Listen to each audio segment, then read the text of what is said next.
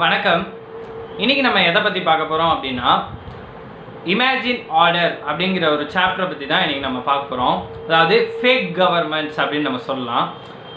அது எப்படி ஃபேக்காக ஒரு கவர்மெண்ட் இயங்க முடியும் அப்படிங்கிற மாதிரி உங்களுக்குள்ள ஒரு கொஸ்டின் வரலாம்.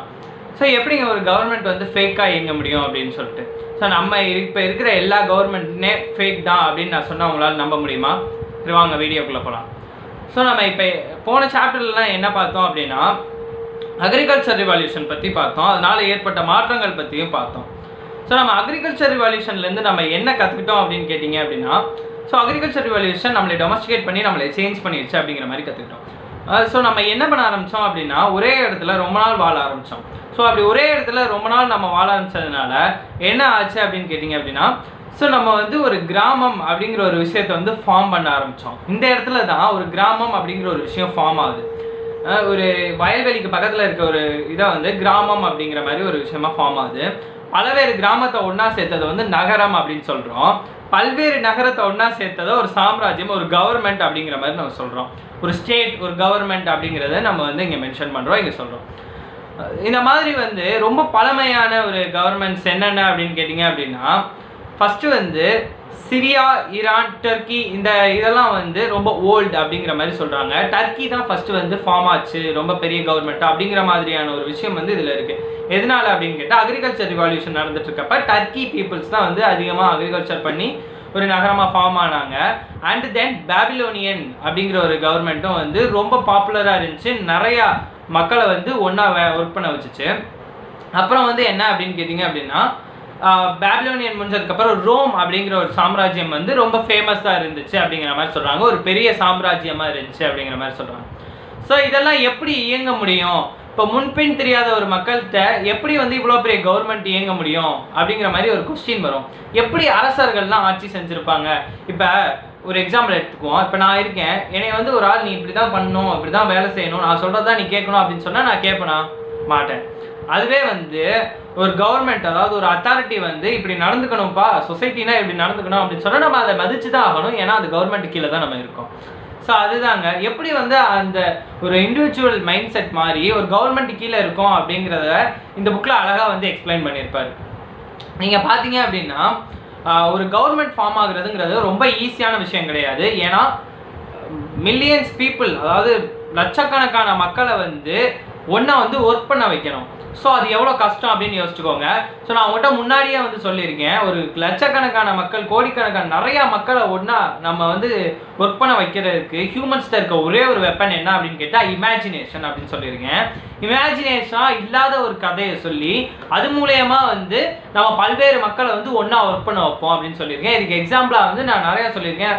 ஒரு 2 கேத்தாலிக் சர்ச் சேர்ந்து ஒரு ஹாஸ்பிட்டல் கட்டுற எக்ஸாம்பிள்லாம் நான் வந்து உங்களுக்கு சொல்லியிருக்கேன்.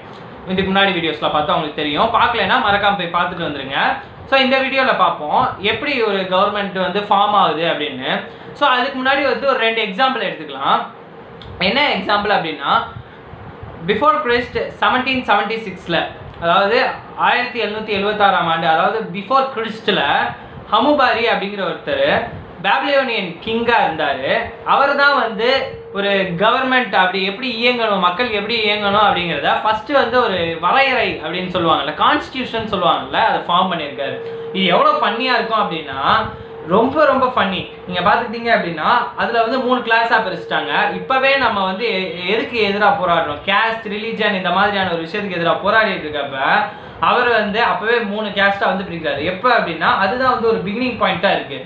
மக்களை வந்து பிரித்து வந்து ஆட்சி செஞ்சிடலாம் அப்படிங்கிற ஒரு விஷயத்த வந்து அவர் வந்து கொண்டு வர்றாரு. ஈஸியாக வந்து பிரிச்சுட்டாரு. எப்படி அப்படின்னு கேட்டால் சுப்பீரியர், அதுக்கப்புறம் வந்து ஒர்க்கிங் பீப்புள், அப்புறம் ஸ்லேவ்ஸ் அப்படிங்கிற மாதிரி 3 கேஸ்ட்டாக பிரிக்கிறாரு. இதுக்கான வரைமுறை எப்படி இருக்குது, சட்டம் எப்படி இருக்குது அப்படின்னு பார்த்தீங்க. அதை எப்படி வந்து அதை கொண்டு போகிறாரு மக்களுக்கு அப்படின்னு கேட்டால், கடவுளுங்கிறது ஒரு இமேஜினேஷன். அப்படி அந்த இமேஜினேஷனை யூஸ் பண்ணி இவங்களை வந்து ஆட்சி பண்ண ட்ரை பண்ணுறாரு. எப்படின்னா இந்த ஒரு 15 பக்கம் உள்ள வந்து ஒரு சட்ட வரையறையை வந்து அவர் கொண்டு வர்றாரு. அது யார் சொல்லி செஞ்சதா சொல்கிறாருன்னா கவர்மெண்ட், அதாவது அந்த கவர்மெண்ட் ஃபார்ம் பண்ணுறதுக்கு காரணம் வந்து கடவுள் வந்து எனக்கிட்ட கட்டளையை வந்து நான் மக்கள்கிட்ட வந்து கொண்டு போய் சேர்க்க போகிறேன் அப்படிங்கிற மாதிரியான ஒரு விஷயத்த கொண்டு வர்றாரு. கடவுளுங்கிற ஒரு பேரை வச்சு நம்மளுக்கு வந்து ஒரு கவர்மெண்ட் அப்படிங்கிற மாதிரி ஒரு கான்ஸ்டியூஷன் அப்படிங்கிற ஒரு விஷயத்த வந்து ஸ்டார்ட் பண்ணலாம் அப்படிங்கிற மாதிரி ஒரு ஐடியாவை கொண்டு வர்றாரு. எப்படி சொல்கிறாரு அப்படின்னா, இந்த 15 ரூலும் வந்து என்னோட சுய நினைவோடு நான் எழுதி கொள்வது, இது ஃபுல்லாக கவர்மெண்ட் எனக்கு நான் ஃபார்ம் பண்ணுறதுக்கு யூஸ்ஃபுல்லாக இருக்க போகிற இந்த 15 விஷயமும் கடவுள் வந்து எனக்கு சொன்னார், நான் அதை வந்து இப்போ ஃபார்ம் பண்ணுறேன் அப்படிங்கிற மாதிரி சொல்கிறாரு. ஸோ இதை பார்த்துக்கோங்க, எவ்வளோ இமேஜினேஷனாக இருக்குது அப்படிங்கிறத தெரிஞ்சுக்கோங்க. அதில் வந்து ஒரு 3 ரூல் மட்டும் நான் சொல்கிறேன், அது ரொம்ப இன்ட்ரெஸ்டிங்காக இருக்கும்.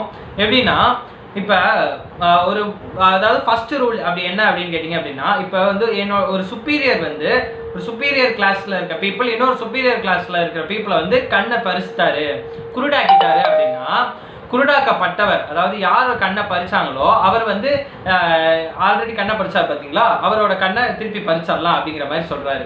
அதாவது பழி வாங்குறது சரி அப்படிங்கிற மாதிரியான ஒரு விஷயத்த சொல்கிறாரு. அதுக்கடுத்த ரூல், செகண்ட் ரூல் என்ன அப்படின்னு கேட்டிங்க அப்படின்னா, ஒரு சுப்பீரியர் கிளாஸில் இருக்க பீப்புள் வந்து அவர் கீழே இருக்க ஒர்க்கிங் கிளாஸில், அதாவது கிளாஸ் 2ல் இருக்கிறவங்கள கண்ணை பறிச்சா அவங்களுக்கு வந்து 60 சில்வர் ஷெல்லிங்ஸ் கொடுத்தா போதும் அப்படிங்கிறாரு. 60 தங்க நாணயங்கள் கொடுத்தா, அதாவது வெள்ளி நாணயங்கள் கொடுத்துட்டா போதும் அப்படிங்கிறாரு. ஸோ இதை பார்த்துக்கோங்க.